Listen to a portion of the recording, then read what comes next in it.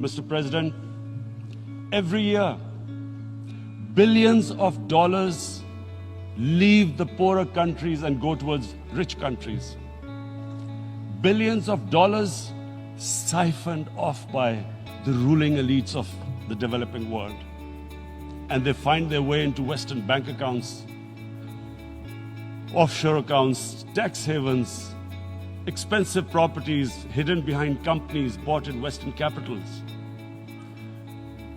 Mr. President, this is devastating the developing world. This is causing more poverty, deaths.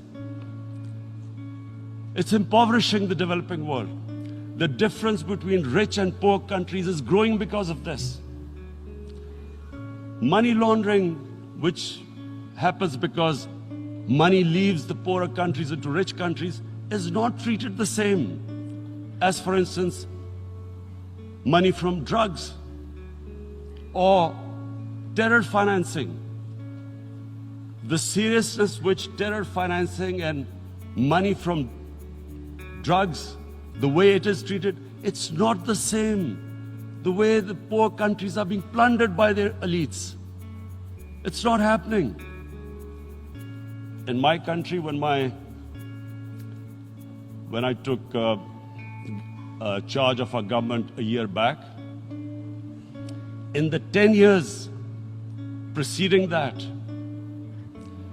our total debt went up 4 times.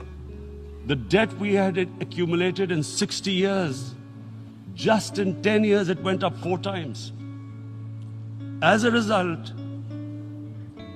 the total revenue we collected in 1 year, half of it went into debt servicing.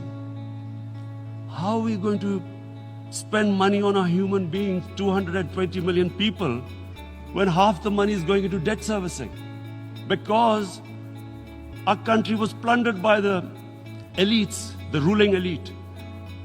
And easily they could get the money out. And when, Mr. President, we located properties in Western capitals bought by this money through corruption and money laundering, located the properties of these corrupt leaders, we find it so difficult to retrieve it.